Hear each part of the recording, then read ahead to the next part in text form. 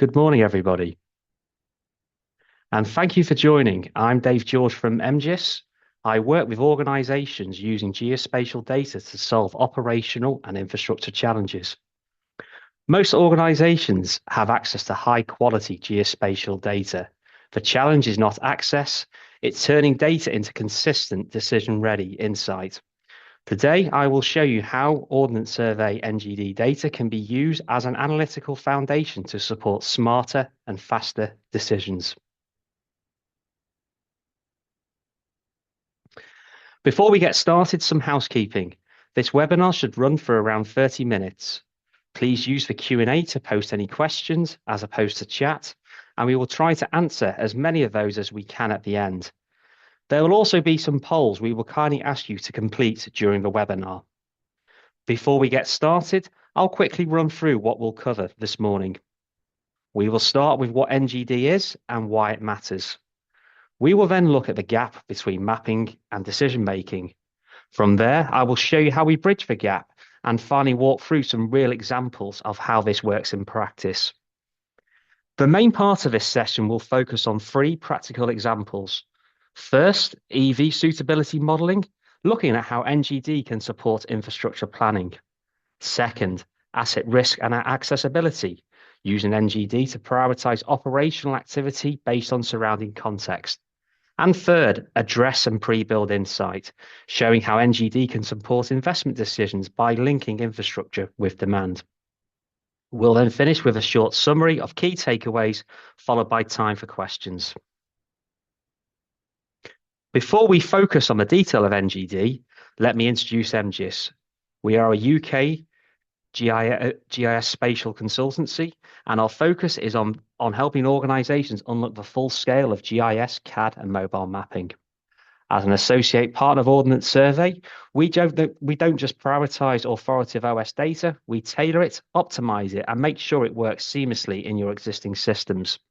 Our customers include some of the biggest names in utilities, infrastructure, environment, and government. What they all share is the need for reliable, accurate, and usable information, location data that drives better decisions and more efficient operations. That's exactly where we come in. On this slide, you'll see a selection of the organisations we're fortunate to work with. These are leading names across utilities, infrastructure, government, and the environment. What unites them is the need to trust the data that underpins critical decisions. Our clients tell us that what they value most is not just our technical expertise, but our ability to translate complex technology into practical solutions. The geospatial industry is evolving quickly, and our role is to be that trusted partner, guiding, supporting, and delivering real value exactly when and where it's needed. At MGISS, we think beyond simply supplying data. We provide a complete support framework to ensure you get long-term value from your investment. That includes training, delivered in person or virtually, as well as ongoing technical support to keep your operations running smoothly. Our partnerships with leading providers like Esri ensure that we deliver dependable, field-ready solutions that stand up to the challenges of day-to-day operations.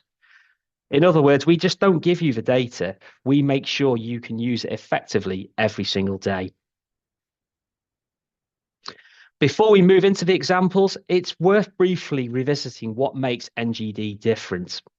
NGD provides a structured, consistent representation of Great Britain's geography, organised into themes such as building, transport, land, and address. Each of these themes is not just a standalone data set, but part of a connected model with defined relationships and richer attribution. This is important because it allows us to move beyond simply layering data and instead start to analyse how different elements of the environment relate to each other. In practical terms, that means we can begin to ask more meaningful questions, not just where things are, but how they interact and what that means in an operational or strategic context. And it's that structure that underpins everything we'll show in the examples later on in this presentation. However, what we still see across many organisations is that Ordnance Survey data is underutilised. Despite the quality and richness of the data, It is often primarily used as base mapping, providing valuable context, but not fully integrated into the systems and processes that drive day-to-day operations. In many cases, NGD sits alongside other data sets. Rather than being embedded within them, it's used to visualize information, but not always to actively inform decisions or automate workflows. As a result, insight is often created manually. Analysts may extract data, run one-off processes, generate maps or reports, but those outputs are not always repeatable, scalable, or consistent across the organization. So while the data is there, and in many cases of very high quality, it's not always being used to its full potential. There's a gap between having access to authoritative geospatial data and using that data to consistently support decision making. With NGD in particular, that gap becomes ever more important. Because NGD is not just another data set, it provides a structured, connected view of a built and natural environment. It has the potential to support much richer analysis and consistent outputs. But that only happens if it's used differently.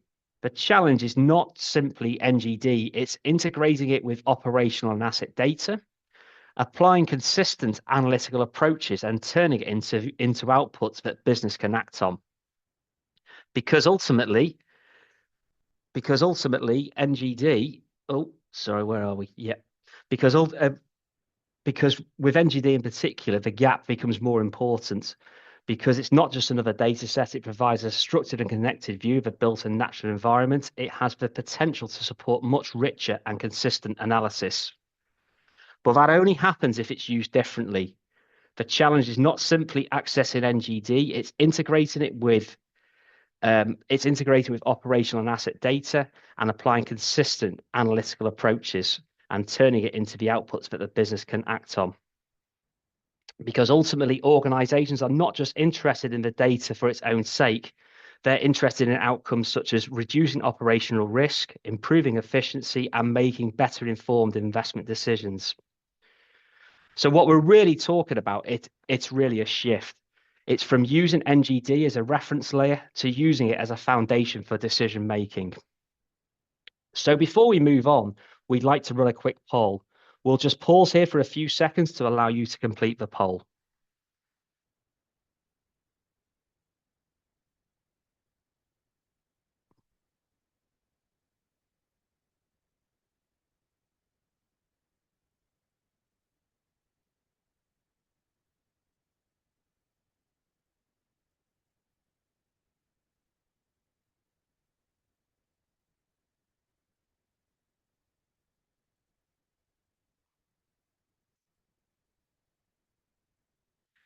The opportunity with NGD is not just better data, it's better decisions.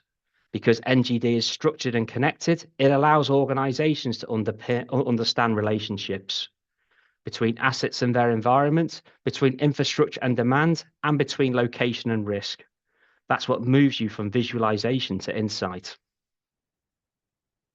At MGISS, we focus on turning that potential into something operational. NGD provides the foundation. We build the analytical layer on top.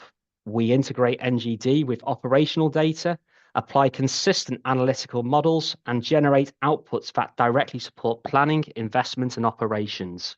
So the outcome is not just insight, it's decision-ready information. Before we move on, we would like to run a quick poll. We'll just pause here for a few seconds to allow you to complete our next poll.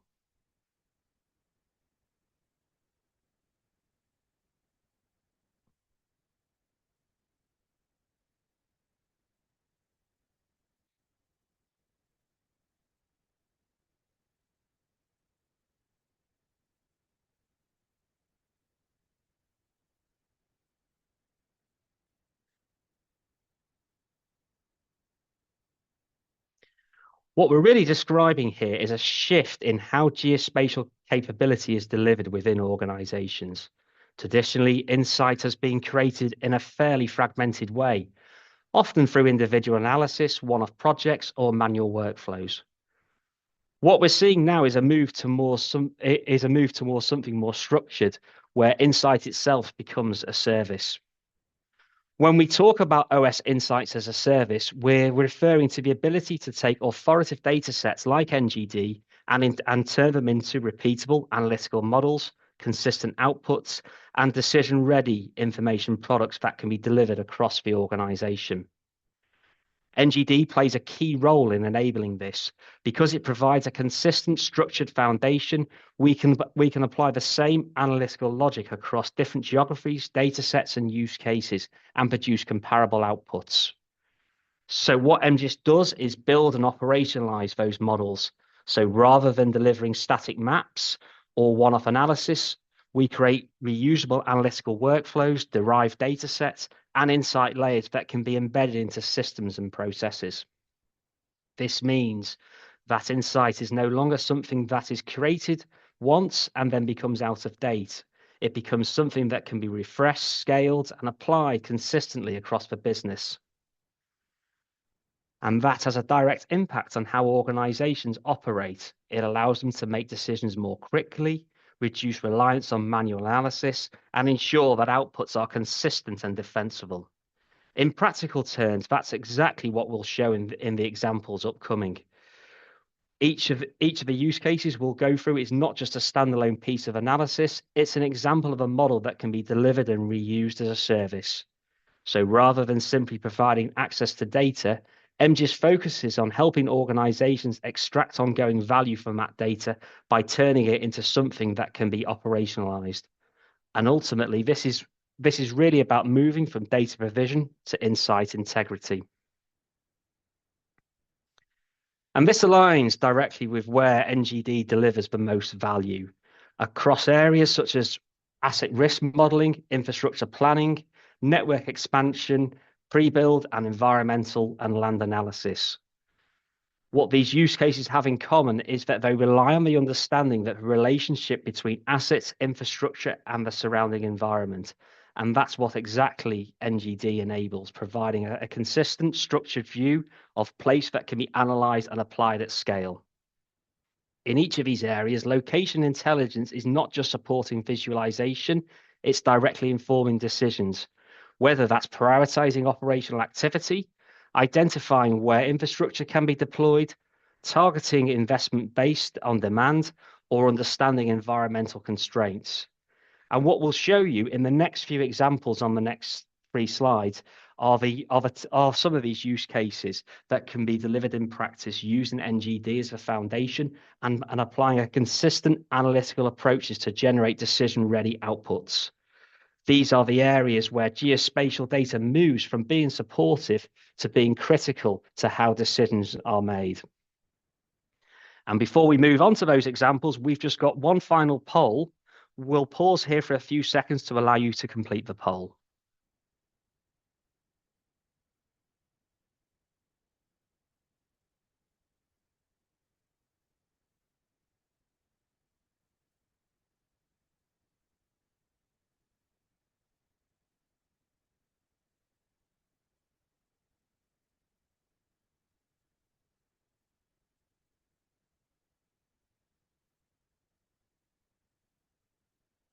Thank you very much. So, for this first example, we're going to look at EV charger suitability, specifically on how we can identify where infrastructure is viable and where constraints exist.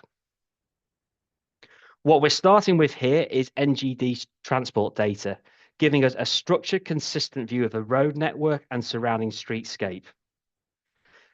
One of the key challenges with EV rollout is not just demand, but suitability, understanding where infrastructure can be physically deployed.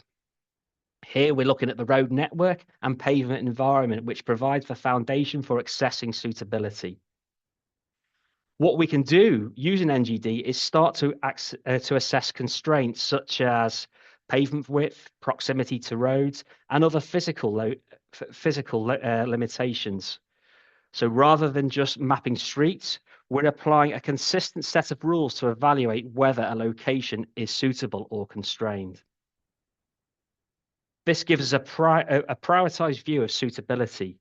Green areas represent suitable locations, amber indicates some constraints, Red highlights where installation would be really challenging. So instead of asking where could we place charges, we're answering where should we prioritize installation. This supports planning and investment decisions, helping organizations focus on locations where deployment is both viable and efficient. And importantly, this isn't just a one-off assessment. This is something MGISS delivers as a repeatable suitability model applied consistently across regions. Because NGD provides a consistent national data set, the same logic can be applied across entire cities or regions producing comparable outputs. So this isn't just about EV charging points. It really is just an example about how NGD can be used to turn physical constraints into a prioritized, decision-ready model. So in our second example, we're going to look at a simplified clean water network in Chester. The challenge here is a common one. How do we prioritize which assets to inspect or maintain first? Well, we can't do everything at once. What we're starting with here is NGD, giving us a consistent structured view of the environment. Here we're using NGD buildings and transport data to understand what surrounds our network. And then if we just introduce our water network, what we can see on top of that is we have a simplified water network including some pipes and most notably just some distribution mains. And the key point here is that risk isn't just about the asset itself, it's about the context that it sits within. What we can do using NGD buildings is understand how dense the surrounding environment is. Building density acts as a proxy for impact. The more built up an area is, the greater the disruption if something goes wrong. In dense urban areas like this, a failure could affect many properties and create significant disruption, whereas in more rural or open areas, the impact is much lower. We can also use the NGD transport data to understand accessibility. Assets that are harder to reach, perhaps due to road layout or constraints, are more complex and costly to maintain. So combining building density and accessibility, we start to build a consistent view of operational risk. What we've done here is translate that into a simple prioritization model. Red areas represent higher risk, amber is moderate, green is lower priority. That means that we're no longer just looking at where assets are, we're prioritizing them based on the surrounding environment. This can support decisions such as where to prioritize inspections, where to focus maintenance, and where potential failures would have the greatest impact. And once again, this isn't just one-off analysis. This is something that MGISS delivers as a repeatable model applied consistently across entire networks. So instead of just treating all of the assets the same, we can now prioritize them on content consistently and at scale using NGD. And it's important to note as well within this example that this isn't just focused on water. The same principles this could be applied for gas, for telco, and for electric.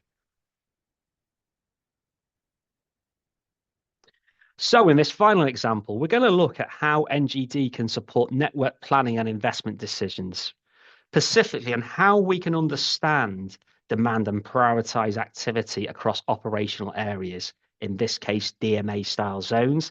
And for those of you not from the water industry, a DMA is simply a section of a water network where the amount of water flowing in is measured to help to find leaks and manage supply. What we're starting with here is the defined operational zones, typically some DMAs as an example just on here, each serving roughly 2,000 to 5,000 properties. This reflects on how networks are actually managed in practice.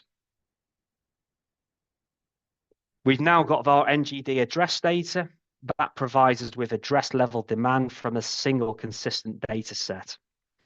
And in addition to that, with the NGD address data, what we can also aggregate in there is the NGD pre-build address data, which is shown here just in the purple. And this allows us to show how new demand is distributed across the network. Here, Each DMA is then classified into a number of new addresses. And what this shows is really where there is going to be a likelihood of higher demand. So red areas represents a higher demand, amber is moderate, and green is lower demand. And what this then does is this gives us a real clear operational view as to where new demand is concentrated, not just geographically, but within the operational structure of the network. And as you can see here, just as an example, some of the areas such as around in Salford are having a higher concentration of new properties going in. And that means any investment here has a potential to deliver a much more significant return. Whereas some of the greener areas, maybe just to the northwest of Salford, the same level of investment there would deliver far fewer connections and a far less return on investment. And this allows organizations to prioritize, to focus network expansion or pre-build activity based on where demand is going to be the highest. This is a good example of how NGD links customers, infrastructure, and place. And we're combining address level demand with an operational network areas to support decision making. And again, like with all the previous examples, this isn't just a one-off. It's something that we can deliver as a repeatable model. And again, not just for water, but for other utilities such as telco, electric and gas. And this can be applied consistently across regions to support planning and investment decisions. And finally, just to close on this, instead of just mapping where the assets are, we're really identifying where investment delivers the most value using NGD as the foundation.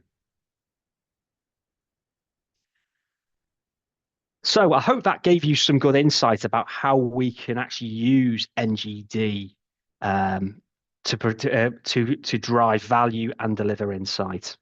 I'll just close on a few points to take away. Firstly, NGD provides a structured, analyst-ready view of the environment. It's not just a set of layers, but a connected framework that supports much richer analysis.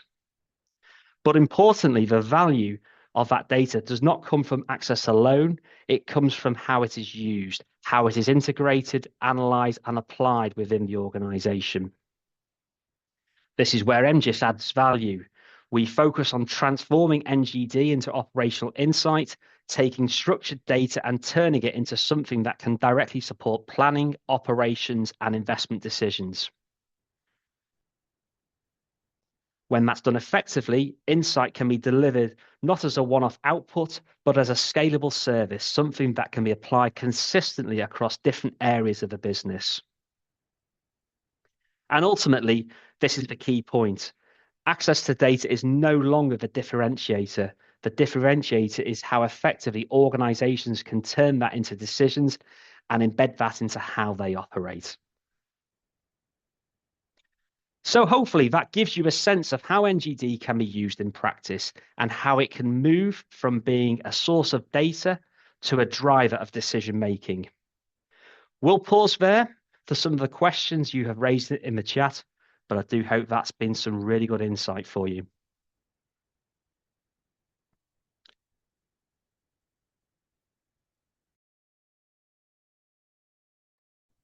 Okay, we're just going to get the questions loaded up.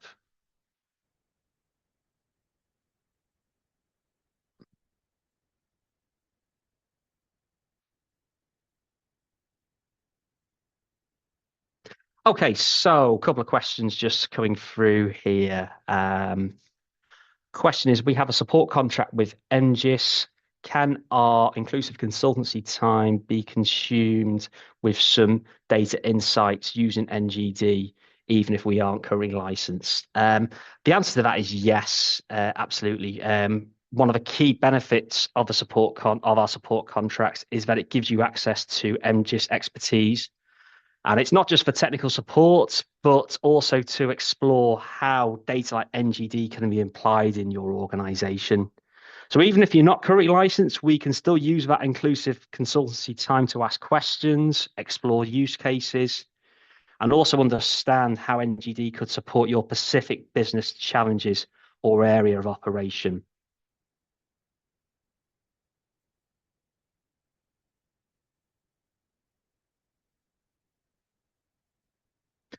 Okay, next question we've got from here is that can you provide insights or answer questions without a need to license data?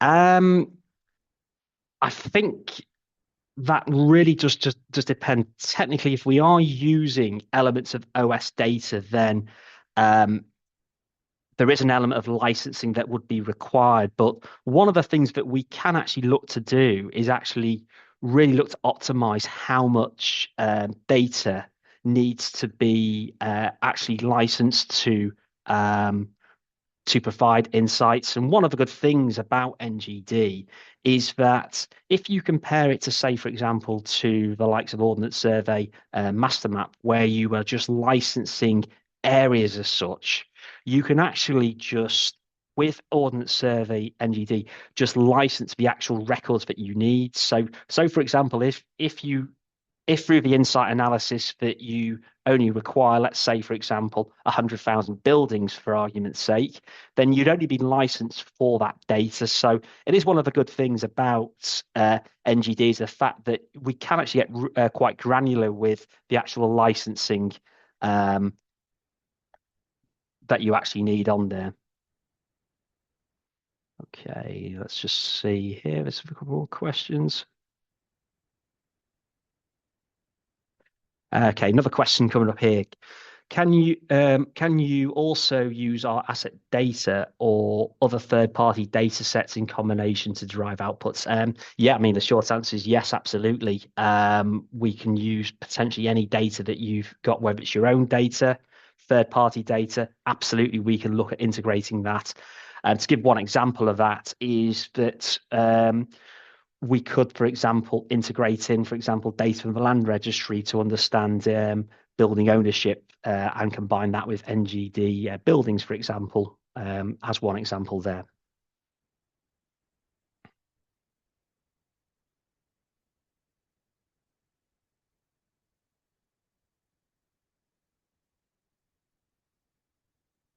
Okay, just one other question there. How does licensing NGD compare to address-based premium or address-based? Okay, so I'll start with address-based premium. So address-based premium as a product is still going to be continuing. So in terms of the sunsetting of address-based premium is still going to be continuing and going forward. In terms of the licensing, well, for address base, you can license the data in the same models that you have done with address base, but there is now a lot more flexibility with the licensing for address base going forward. So to give an example of that is that if you're looking to get the whole country, for example, and you you only want to say, for example, license one or two users as part of that licensing terms, the model has been quite a bit more reformed in the sense that there's a lot more flexibility there. And it's also a lot more cost effective than it used to be as well. But what I can do is I can provide some more information for that if you need to. And perhaps if you can just drop a note to us on our sales email, I will with some of these we can follow up. But alternatively, we'll also follow up directly with you just after the webinar. Okay, well, I think that is all the questions we've got. We are slightly just run over time by 1 minute, so really do hope that's been some really good, useful insight into how you can integrate NGD and provide answers. All of our contact details are just on there. If you do have any questions, please do reach out to our sales team. And thank you very much for joining.